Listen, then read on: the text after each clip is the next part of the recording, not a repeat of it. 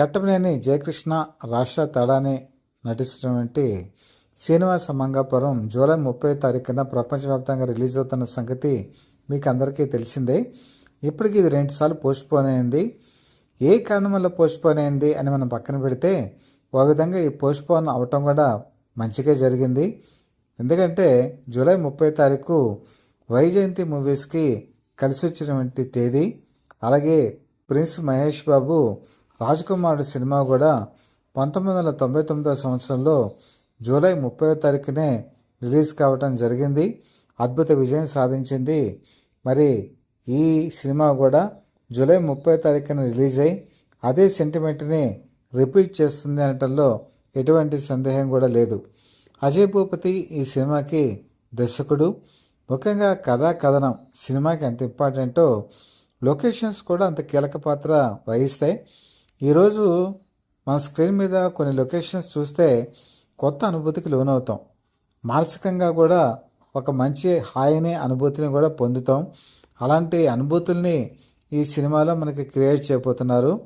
మధ్యప్రదేశ్లోని చందేరిలో ఒక తెలుగు సినిమా ఇంతవరకు షూటింగ్ జరుపుకోలేదు. మొట్టమొదటిసారిగా శ్రీనివాస మంగాపురం అక్కడ షూటింగ్ జరుపుకుంది. ముఖ్యంగా ఇక్కడ ఉన్నటువంటి ప్రత్యేకత ఏంటంటే 11వ శతాబ్దానికి చెందినటువంటి అనేక కట్టడాలు ఇక్కడ ఉన్నాయి. ముఖ్యంగా ఆ ప్రాంతంలో జైన్ టెంపుల్స్ కూడా చాలా ఫేమస్. అలాంటి టెంపుల్స్ని తన కెమెరాలో ఒడిసి పెట్టుకొని మన ముందు ఉంచేటువంటి ప్రయత్నం చేశారు. అవన్నీ కూడా స్క్రీన్ మీద చూసినప్పుడు మనకి ఒక కొత్త అనుభూతిని కలుగజేస్తాయి. ముఖ్యంగా మోహన్ బాబు పరిచయ సన్నివేశాలు కానీ, అలాగే అతనికి సంబంధించిన కీలక సన్నివేశాలు కానీ ఈ ప్రాంతంలోనే షూటింగ్ జరిపారు. అవి ఈ సినిమాలో చాలా కీలకంగా మారనున్నాయి. ఇంకా మనం అనుకున్నాం ఈ సినిమా ఎక్కువగా తిరుపతి, చిత్తూరు ఈ ప్రాంతంలో జరిగిందని. చిత్తూరుకి 50 కిలోమీటర్లకి యువతల పక్కల పాకాల అనేటువంటి గ్రామం ఉంది.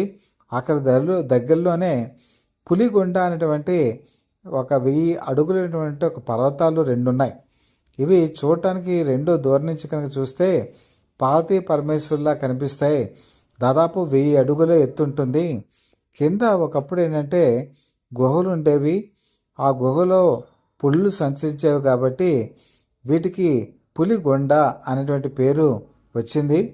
ఇక్కడ పుళ్ళు సంచారం ఎక్కువగా ఉండేదని ఆ రోజు ఉన్నటువంటి పరిస్థితుల గురించి ఇప్పటికీ కూడా గైడ్స్ చెప్తూ ఉంటారు. వీటి పైకి వెళ్ళాలంటే మామూలుగా వెహికల్స్ వెళ్ళవు.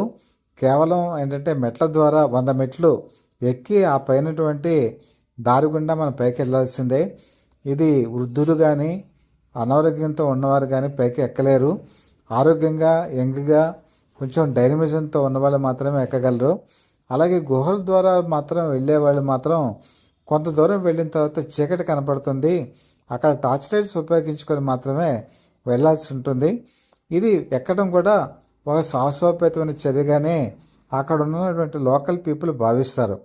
అలాంటి ప్రాంతాల్లో మరి ఘట్టమనేని జయకృష్ణ, రాషా తడాని ఇద్దరు కూడా పైకి వెళ్ళి పైనటువంటి ఆ పైన అందమైన లొకేషన్స్లో షూటింగ్ జరుపుకోవడం కూడా ఇంతవరకు ఏ తెలుగు సినిమా కూడా అంత పైకి వెళ్ళి షూటింగ్ జరుపుకోలేదు. బహుశా ఈ సినిమా రిలీజ్ అయిన తర్వాత మేకింగ్ అంటే కొన్ని రిస్కీ షాట్స్ని మేకింగ్ చేస్తారు కదా, అవి చేసి కూడా ఒక ట్రైలర్గా పెట్టే ఉద్దేశం కూడా బహుశా దర్శకుడికి ఉందేమో. అలా చేస్తే కూడా నిజంగా ఒక హీరో, ఒక హీరోయిన్, అలాగే సాంకేతిక నిపుణులు ఎలా కష్టపడ్డారో కూడా మన తెలుగు ప్రేక్షకులకు తెలిసేటువంటి అవకాశం ఉంటుంది. ఇంత పైకి వెళ్ళిన తర్వాత ఈ 2 పర్వతాలు కూడా సమాంతరంగా ఉంటాయని నేను చెప్పాను కదా. ఒక పర్వతం నుంచి ఇంకో పర్వతానికి వెళ్ళాలంటే ఒక ఇనప వంతెన ఒకటి ఉంటుంది. ఆ ఇనప వంతెన మీద నుంచి అవతల పర్వతానికి వెళ్ళచ్చు. ఆ ఇనప వంతెన మీద నడుచుకుంటూ వెళ్ళేటువంటి ఆ థ్రిల్లింగ్ ఎలిమెంట్ కూడా అక్కడ సందర్శకుల్ని చాలా కొత్త అనుభూతికి లోన్ చేస్తుంది. ఇంతవరకు ఎవరు కూడా ఆ ప్రదేశాన్ని షూటింగ్ చేయలేదు. మొట్టమొదటిసారిగా అజయ్ భూపతి ఆ పైన ఇనుప దాని మీద వెళ్ళి అక్కడ హీరో హీరోయిన్స్ వెళ్ళేటువంటి ఆ సన్నివేశాలు, వాళ్ళ ఫీలింగ్స్ని కూడా తన కెమెరాలో క్యాప్చర్ చేశారు. కాబట్టి ఆ ఫీలింగ్స్ ఎలా ఉంటాయి అనేది మనం చూడాలి అంటే జూలై 30 తారీఖు వరకు కూడా వేచి చూడాలి. ముఖ్యంగా సినిమాలో మనం హీరో హీరోయిన్స్ వాళ్ళ లవ్, వాళ్ళ ఎమోషన్స్, వాళ్ళకు ఉన్నటువంటి అనుభూతి మనం ఎస్టిమేషన్ వేయాలంటే మనం సినిమాలోకి ఇన్వాల్వ్ అవ్వాలి. సినిమాలోకి ఇన్వాల్వ్ అవ్వాలి అంటే ఆర్టిఫిషియల్గా ఉండే సెట్స్ మనం ఇన్వాల్వ్ చేయవు. అది యాక్చువల్గా న్యాచురల్గా ఉండే లొకేషన్స్ మాత్రమే మనని ఆ డెప్త్లోకి తీసుకెళ్తాయి. అజయ్ భూపతికి ఇది బాగా తెలుసు కాబట్టే ఎక్కువగా మీకు ఎప్పుడు చూడనటువంటి ప్రాంతాలకు వెళ్ళి ఆ ప్రదేశాలని షూట్ చేశారు. అజయ్ భూపతి ఆయన కనుక మనం చూసుకుంటే ఆయన కొత్త భావుకత ఉంది. ఆయన చేసేటువంటి ప్రతి ప్రయోగం కూడా నాకు తెలిసినంత ఒక RX 100 అది ఒక రియల్ ఇన్సిడెంట్ బేస్ మీదే ఆయన తీశారు. అంటే ఒక నిజంగా ప్రేమించినటువంటి యువకుడు, ఒక యువతి తన శారీరక వాంఛ తీర్చుకోవడానికి అతను ఎలా ఉపయోగించుకుంది, అతను ఏ విధంగా రివెంజ్ తీర్చుకున్నాడు అన్నది ఈ RX 100 సినిమా యొక్క ప్రధానమైనటువంటి కథాంశం. ఇది ఆయన చిన్నప్పుడు తన సొంత ఊరు ఆత్రేయపురంలో జరిగినటువంటి ఒక రియల్ ఇన్సిడెంట్ ఆయన మనసులో ముద్ర వేసుకొని దాన్ని తెర మీద RX 100 పేరుతో సినిమాగా వచ్చింది. అలాగే మహాసముద్రం అని ఒక సినిమా తీశారు. ఇది విశాఖపట్నం బ్యాక్గ్రౌండ్తో జరిగింది కాబట్టి విశాఖపట్నం బ్యాక్గ్రౌండ్నే తీసుకొని ఈయన ఆ సినిమా తీశారు. ఇద్దరు స్నేహితుల మధ్య జరిగేటువంటి ఫ్రెండ్షిప్, వాళ్ళ మధ్య విరోధాన్ని చాలా చక్కగా హైలైట్ చేశారు. ఆ సినిమా కూడా చక్కగా ప్రేక్షకులు రిసీవ్ చేసుకోవడం జరిగింది. అలాగే ఆత్రేయపురంలో జరిగినటువంటి మరో రియలిస్టిక్ సంఘటన మంగళవారం. జనరల్గా మీకు పల్లెటూళ్ళలో కానీ ఇప్పుడు చాలా చోట్ల ఈ అక్రమ సంబంధాలు పెరిగిపోయాయి. అక్రమ సంబంధాలు దేనికి దారితీస్తాయి? హత్యలకైనా దారితీస్తాయి, ఆత్మహత్యలకైనా దారితీస్తాయి. ప్రతి మంగళవారం జరిగే హత్యలు, ఆత్మహత్యలు, దీని వెనకాల హస్తం ఏంటి, దీని కోణం ఏంటన్నది ఈ సినిమా యొక్క మెయిన్ సస్పెన్స్ థ్రిల్లర్. ఇది కూడా ఆయన వాస్తవిక సంఘటనల్ని ప్రేరణగా తీసుకొని తన నిజ జీవితంలో తను చూసిన సంఘటనలనే ప్రేరణగా తీసుకొని కథను అల్లుకుంటూ వెళ్ళారు. అది మన ముందు ఉంచారు. అది ఎంతో అద్భుతమైన విజయం సాధించింది. అజయ్ భూపతికి ఉండేటువంటి ప్రధాన లక్ష్యం ఏంటంటే ఒక దర్శకుడు, ఒక రచయిత, ఒక స్క్రీన్ ప్లే రైటరు ఆయనలో ఉన్నారు కాబట్టి ప్రతిదీ తన మనసులో ఉన్నటువంటి భావాల్ని ఆయన మన ముందు ఉంచగలరు. ముఖ్యంగా ఆత్రేయపురం అనేటప్పటికీ మీకు దగ్గరలోనే పసలపూడి, గొల్లమావిడాడ ఇవన్నీ నేను చిన్నప్పుడు పెరిగినటువంటి ప్రాంతాలే. అక్కడి నుంచి వచ్చినటువంటి పెద్ద వంశీ అదే భావుకతతో ఉంటారు. ఇక పసలపూడి కథలను కూడా ఆయన రాశారు. అది ఎంత బాగా ప్రేక్షకులు రిసీవ్ చేసుకున్నారో మీకు తెలిసిందే. జనరల్గా ఈ తూర్పుగోదావరి జిల్లా ఇప్పుడు అంతా మారిపోయింది అనుకోండి. జిల్లాలు వచ్చేప్పటికి అదంతా కోనసీమ కింద మారింది. ఇప్పుడు ఆ జిల్లా నుంచి వచ్చిన వాళ్ళలో ఆ భావుకత ఎక్కువగా ఉంటుంది.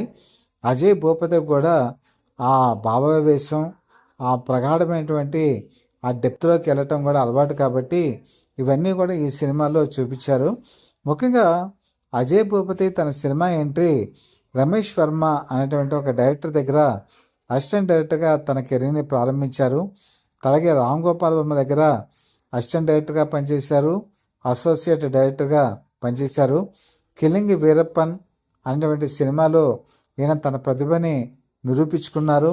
ఆ తర్వాత కనుక చూసుకుంటే వంగవీటి ఆ సినిమాలో కూడా ఈయన కో డైరెక్టర్గా పనిచేశారు. ఆ తర్వాత సొంతంగా తీసిన ఈ సినిమాలన్నీ కూడా నేను మీకు వివరించాను. కాబట్టి తనకున్నటువంటి ఆ డెప్త్ నాలెడ్జ్, రియలిస్టిక్ ఇన్సిడెంట్స్ ఆయన బాగా తీయగలిగారు. ముఖ్యంగా ఆయన ఈ సినిమాలో చేసిన మరొక ప్రయోగం ఏంటంటే బళ్ళారి అనేటప్పటికీ ఐరన్ ఓర్, ఇనప ఖనిజాలు అక్కడి నుంచి 25% మొత్తం ప్రపంచ దేశాలకి ఎగుమతి అవుతుంది. అలాగే మైనింగ్ కూడా అక్కడే ఎక్కువగా జరుగుతుంది. గ్రానైట్ ఇలాంటివి కూడా క్వారీస్ అక్కడే ఉన్నాయి. ఈ క్వారీస్లోకి వెళ్ళి ఒక ఫైటింగ్ సన్నివేశాలను చిత్రీకరించేటువంటి తెలుగు సినిమా కూడా ఏదీ లేదు. అలాంటి ఇన్డెప్త్ క్వారీస్లోకి వెళ్ళి లోపలికి వెళ్ళి ఆయన ఈ సినిమా షూటింగ్, ఫైటింగ్ సన్నివేశాలని చిత్రీకరించడం కూడా అది కూడా ఒక హైలైట్గానే చెప్పుకోవచ్చు. ముఖ్యంగా ఘట్టమనేని జయకృష్ణ మనం చాలాసార్లు చెప్పుకున్నాం. ఈ కథలో లీనం అవ్వటం, ఈ కథ అన్నీ విన్న తర్వాత అతను RX 100 చూశాడు. తర్వాత మరి మహాసముద్రం చూసి, మంగళవారం చూసి దర్శకుడికి ఉన్నటువంటి క్యాలిబర్ని మరొకసారి అంచనా వేసుకొని దానికి తగ్గట్టుగానే తాను మోల్డ్ చేసుకున్నాడు. ముఖ్యంగా ఘట్టమనేని జయకృష్ణలో ఉన్నటువంటి ఒక ప్లస్ పాయింట్ ఏంటంటే అతనిలో కూడా ఒక రచయిత ఉన్నాడు. అతను షార్ట్ స్టోరీస్ రాస్తాడు. షార్ట్ స్టోరీస్ రాయటమే కాదు, షార్ట్ స్టోరీస్ని తను డైరెక్ట్ చేసి దాన్ని స్క్రీన్ మీద చూసుకోగలడు.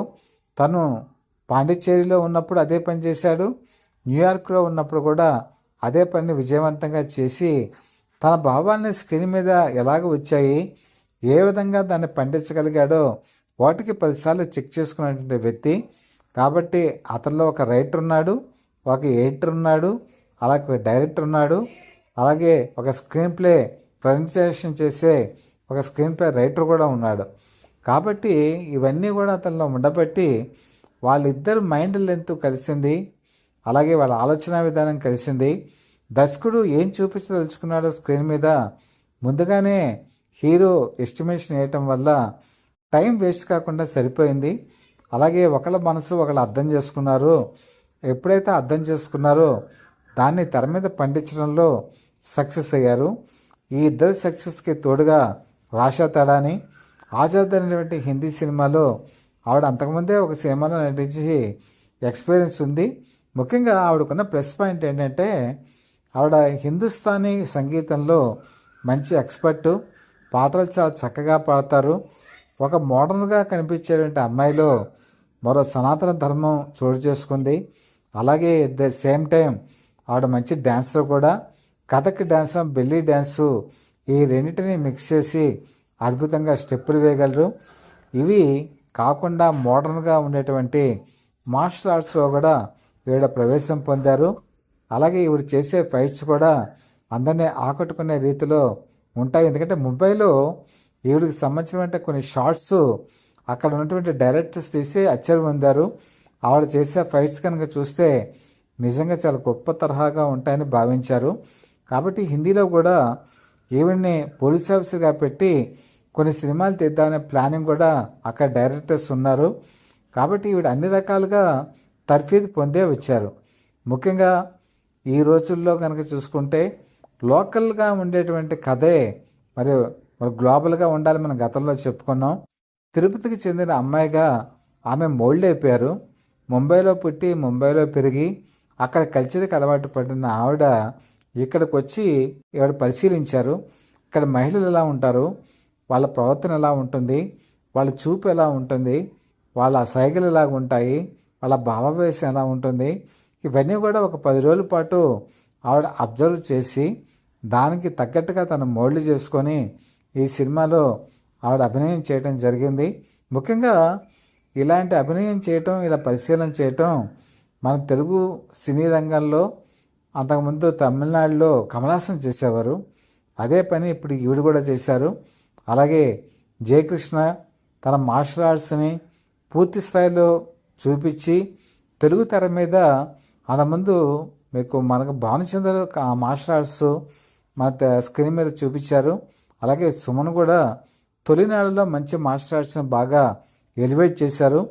ఆ తర్వాత కాలంలో మార్షల్ ఆర్ట్స్ని అంత గొప్పగా చూపించిన హీరోలు ఎవరు కూడా మనకి రాలేదు. అలాంటి సినిమాలు కూడా రాలేదు. కానీ ఈరోజు కనుక చూసుకుంటే మళ్ళీ ఆ లోటును భర్తీ చేయడానికి జయకృష్ణ వచ్చారు.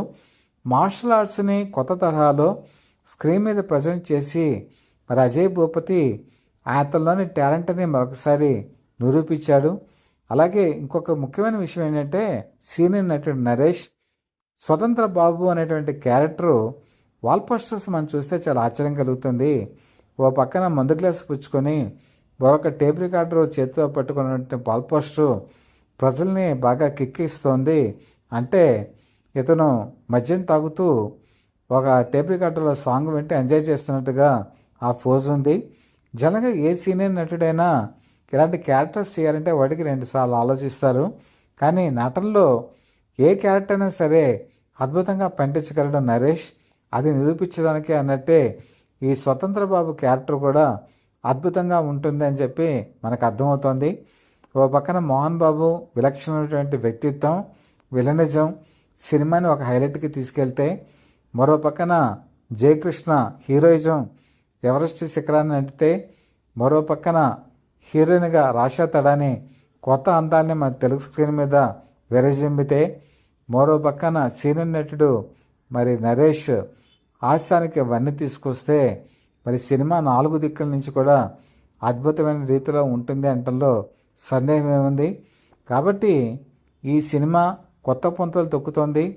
తెలుగు సినిమా ఇండస్ట్రీని కొత్త దారి వైపు తీసుకెళ్తోంది. కొత్త మార్గాన్ని మనకి దిక్సూచిగా చూపిస్తోంది అని చెప్పడంలో ఎటువంటి సందేహం లేదు. కాబట్టి అందరూ కూడా ఈగర్గా వెయిట్ చేస్తున్నారు. ఇప్పటికే అడ్వాన్స్ బుకింగ్లు కూడా రెడీ అయిపోతున్నాయి. అలాగే స్క్రీన్స్ కూడా ఆల్మోస్ట్ కన్ఫర్మ్ అయిపోయాయి. చాలా భారీ ఎత్తున రిలీజ్ చేయడానికి రంగం సిద్ధమైంది. ప్రేక్షకులు కూడా ఆతృతగా ఎదురు చూస్తున్నారు. ఒక గొప్ప రికార్డు క్రియేట్ కాబోతుంది తెలుగు సినిమా ఇండస్ట్రీలో. ఆ గొప్ప రికార్డు మరొక సూపర్ స్టార్ ఉద్భవించడానికి, అలాగే మరొక సూపర్ స్టార్ గురించి ప్రపంచం ఎదురు చూస్తున్న తరుణంలో అతను రావటానికి కూడా మార్గం సుగమం చేస్తుంది. చూద్దాం. ఇప్పుడు స్క్రీన్ మీద ఎన్నో అద్భుతాలు జరుగుతాయి. నాకు తెలిసినంత వరకు ఆరాధన సినిమా 1969 సంవత్సరంలో షర్మిలా ఠాగూర్, రాజేష్ ఖన్నా అప్పటికి ఫేమస్ హీరో కానే కాదు. షర్మిలా ఠాగూరే స్టార్ హీరోయిన్. ఆ సినిమా ఆనంద్ గెలాక్సీలో వేసినప్పుడు ముంబైలో ప్రీమియర్ షో అయ్యేంత వరకు కూడా అందరూ కూడా షర్మిలా ఠాగూర్ చుట్టూ ఉన్నారు. సినిమా అయిపోయి బయటకు వచ్చిన తర్వాత అందరూ రాజేష్ ఖన్నా వైపు ఎదురు చూశారు. రాజేష్ ఖన్నా అప్పటికి మధ్యలోనే వెళ్ళిపోయాడు. అతను హోటల్కి వెళ్ళిపోతే అతని నుంచి ప్రత్యేకంగా పిలిపిస్తే అతను థియేటర్ దగ్గరకు రాగానే అభిమానంతా చుట్టుముట్టారు. ఓవర్ నైట్ అతను సూపర్ స్టార్ అయిపోయాడు. ఎవరు ఎక్స్పెక్ట్ చేయలేదు. అలాగే ఒక సినిమా ఒక వ్యక్తిని సూపర్ స్టార్ని చేస్తుంది. నేను ఖచ్చితంగా కాదు, ప్రపంచ సినీ పరిశీలకులు చెప్తోంది ఏంటంటే, ఈ ఒక్క సినిమా తెలుగు సినీ రంగంలో ఒక కొత్త సూపర్ స్టార్ ఉదయించడానికి కారణమవుతుంది. ఆ సూపర్ స్టారే జయకృష్ణ. మనం కూడా ఎదురు చూద్దాం, ఈగర్గా వెయిట్ చేద్దాం, ఆతృతగా ఎదురు చూద్దాం. కొత్తగా వచ్చే ఈ సినిమా ఎంతమందిని ఏ విధంగా ఉర్రూతలొగిస్తుందో కూడా చూద్దాం. మీ అభిప్రాయాన్ని కూడా కామెంట్స్ రూపంలో నాకు తెలియచేయండి. అలాగే ఈ ఛానల్ని కనుక సబ్స్క్రైబ్ చేసుకున్నట్టయితే సబ్స్క్రైబ్ మాత్రం చేసుకోండి. మీ బ్లెస్సింగ్స్ మాకు అందజేయవలసిందిగా మనస్ఫూర్తిగా కోరుకుంటూ, మీ మిత్రుడు శ్రేయోభిలాషి, Satya for the people live TV chief editor, DVSS Krishnaprasad.